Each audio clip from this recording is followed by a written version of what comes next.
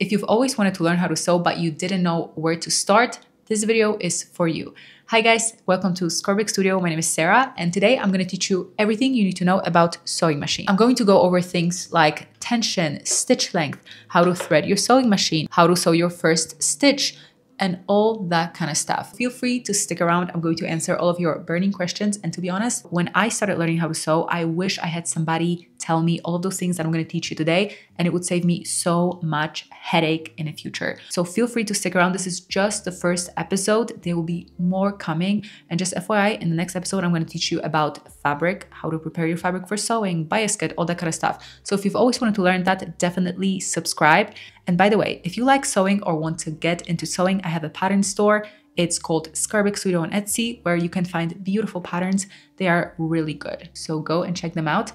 All right, without further ado, let's start the video. Now let's go over some important parts of the sewing machine. Doesn't matter which sewing machine you have, all of them have the same parts. The only thing is they might be located in different places on your sewing machine. The upper threading process is the same, and it follows the same steps in the same order. So let's start with upper thread that you place on the spool pin. Just a little tip, thread flows best when it comes from the back. Then it goes through tension discs, take-up lever, and then to the needle. The part that might look different in appearance on different sewing machines is the tension area. This is the most common look for home sewing machines. So if you have a home sewing machine, which I'm assuming all of you do, this is going to look pretty much the same as on this sewing machine that I have here. But you may also see something like this. This is my industrial sewing machine. As you can see, the tension area is completely different, but you thread it the same way. I wanted to mention this because upper threading process always follows the same order. It doesn't matter if your machine looks a little different. It always starts with upper thread, then it goes through tension discs, take-up lever, and then needle. Always the same order. I hope this explains it well. Okay, now let's talk about two very important things that you have to do before threading your sewing machine. First, you have to raise your presser foot. This will allow thread to pass really easily through tension discs, and you also have to bring take-up lever to its highest position, so the needle won't get unthreaded when you start your first stitch. And to be honest, your machine might do it automatically. It depends what kind of machine you have. Okay, now I'm going to show you how to thread the bobbin on your sewing machine. First thing that you have to do is to remove the bobbin from the machine. This will look different depending on the machine that you have, so refer to the manual for that part. So you will have to place the bobbin on this spool and then move it to start threading your bobbin. Your machine will have arrows which will tell you which way to move it. Obviously, there's only one way to move it, but just FYI. And then when you finish it, just move it back and that's it. Let me show you how to do it.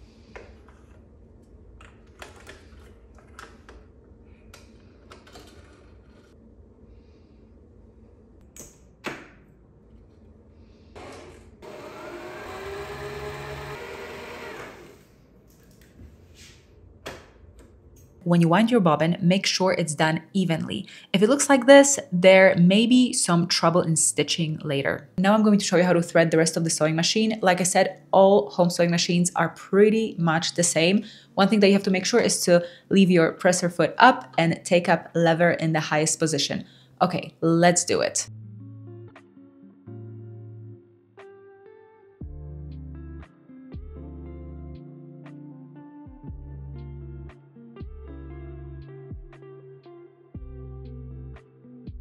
So what you have to do now is drop your bobbin in the case, pull the thread back and under bobbin tension spring. I'm going to lower the needle while holding the top thread. As the needle rises, a loop of bobbin thread will come up with it. I'm going to bring it up.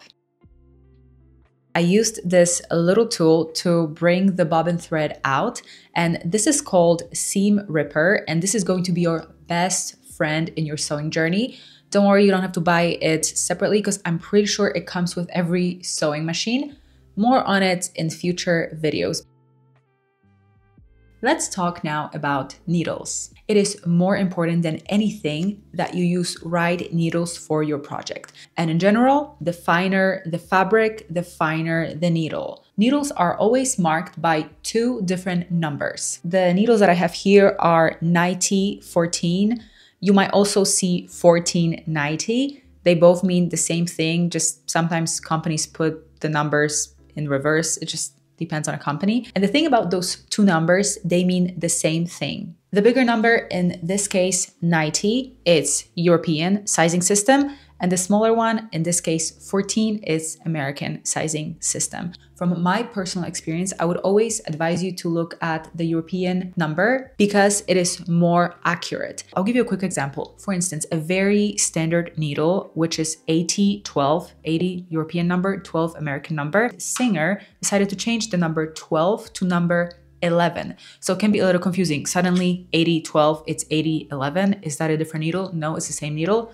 Just Singer decided to use 11. I don't know why. So that's why I always look at the European number. It will give you a little bit more accuracy. So that is the sizing system. A good thing about needles nowadays, Singer, Schmetz, whatever brand you're using, they always say what the needle is good for. So if it's good for a jersey, if it's good for jeans, if it's good for cotton, universal, whatever. So they always tell you what to use it for. So I don't think you'll get that confused. I just wanted to make sure that you know when you see lower number, the needle is thinner. When you see higher number, the needle is thicker. And another thing that you have to know is that needles have different points, and each point is designed for different type of fabric. I don't want to confuse you too much, so the one that you will use most likely in all of your projects as a beginner, it's sharp point needle, and it's made for woven fabrics. One day when you'll be a little bit more confident and you decide to sew with stretchy fabrics, with knits, you'll use ball point needle. So the needle will have different ball point at the end. If you're more interested in this topic, then go to my Instagram. That's where I'll have some charts ready, more information on needles. But yeah, this topic is pretty complex and I just wanted to touch on it quickly today. Now I'm going to show you how to change your needle. It is pretty much the same in every home sewing machine. So when you look at sewing needles, you will notice that every needle has a flat side and a round side. In this machine, like most of them, flat side goes in the back, it's pushed all the way up and then tightened with a clamp screw. By the way, most people recommend to change the needle every 8 hours or every project. Obviously, it depends what fabric you're using. I would say if you're using very lightweight, fine fabric, you don't necessarily need to change your needle every 8 hours. And if you use fabric that's very thick, like jeans or something like that, then I would change it maybe even more often than 8 hours. It all depends. When you notice that your stitches are a little off, then I think it's a good sign that you might need to change your needle. So make sure to do that because sometimes people don't change the needle and then they don't know what's going on. They try to change tension and all of the other stuff that I'm going to talk about in a second. And to be honest, it is just the needle. So make sure to change it often. Okay, now I'm going to show you how to set up right stitch length for your project. In general, stitch length will depend on the weight of the fabric that you're using. If your fabric is heavy, then you need longer stitches, and if your fabric is lightweight, you need shorter stitches. In this machine, like most home sewing machines, the stitch length varies from 0.5 to 4.8. Sometimes it is 4.5. I think 5, it's rarely. I have it on my industrial, but I don't think home sewing machines have stitch length 5. And that number, 0.5, means that the stitch length will be 0.5 millimeters. So it will be tiny. Number 4 means that it's 4 millimeters. So the stitches will be 4 millimeters long. I don't want to overcomplicate this topic for you. So most of the time when you are sewing seams, you will use stitch length from 2 to 2.5. Sometimes 3 if you sew heavy fabrics like wool for coats, it is thicker. You will use stitch length 3 most of the time. But even when I turn on this machine, the stitch length that always comes up automatically, it's 2.5. And I would say that this is the one that you will use most of the time. If you want a little bit stronger seam, you might want to use 2, or if your fabric is finer, more lightweight, then you will use stitch length that is 2. Maybe even 1.5, again, if your fabric is extremely lightweight, but 99% of the time you will stay in between the 2 to 2.5 range when you sew your seams. But your sewing machine has an option to use longer stitches. So when do we use those longer stitches? I would say from 3 to 4.8 are usually used for temporary jobs like basting. They are longer on purpose because you remove them after sewing your garment. Sometimes those longer stitches are used for details like top stitching, for instance. And again, this is something that I'm going to go over more in the future. You don't really have to worry about it now. I just wanted to let you know when to use certain stitch lengths. Now I'm going to talk about the part that sewers usually freak out about the most, which is tension. It's not as hard as it seems like. I'm going to show you all of the examples. Let's go. Every sewing machine has tension control for the top thread. So essentially, when you're moving the tension dial left or right, you are changing the top thread tension. So the top thread is responsible for the thread that you see on the top of your fabric, and the bobbin is responsible for the thread that you see on the bottom of the fabric. I'm going to use different colors for bobbin and top thread, so hopefully you'll be able to visualize this a little bit better. So in general, when I talk about tension, it means I'm talking about top thread tension. There's a way to change bobbin thread tension, but 99% of the time it is not necessary and it is not the problem. So this is not something that you have to worry about. I'm going to touch on this topic a little bit more in the future, but like I said, don't worry about bobbin tension. Let's just focus on the top thread today. All right, I'm going to show you some examples. Too much tension, it causes fabric to pucker, which means your seam is so tight that it will most likely break. When there's too little tension, your seam becomes very loose and very weak. That's why you always need to test your tension on a piece of fabric before you start new projects. You don't want to deal with a lot of drama while you're sewing. One very important thing that I want you to remember is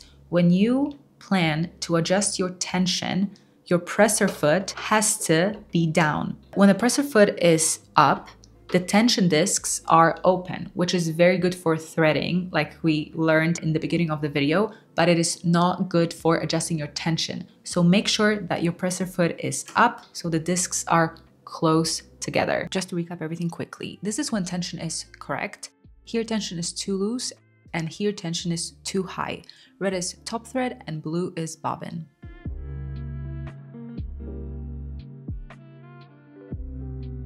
I'm going to show you now how to sew your first stitch. This is the right side of the fabric and this is the wrong side. Now place right sides facing each other. Then you're going to sew a straight stitch. I'm going to show you how to properly pin your fabric. Make sure that you're pinning perpendicular to the seam, just like this.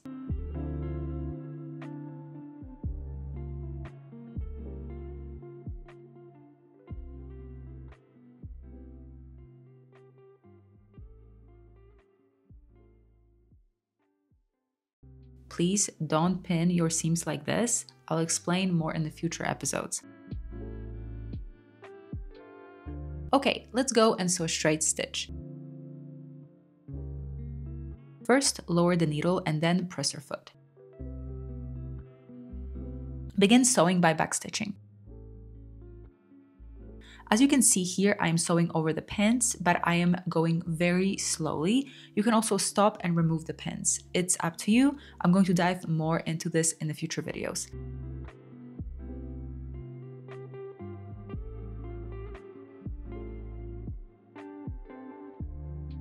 Backstitch at the end.